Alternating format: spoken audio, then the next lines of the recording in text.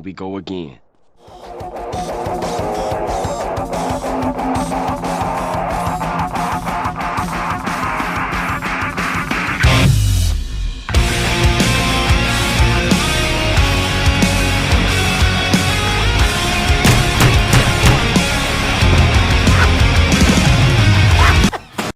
So much later that the old narrator got tired of waiting, and they had to hire a new one.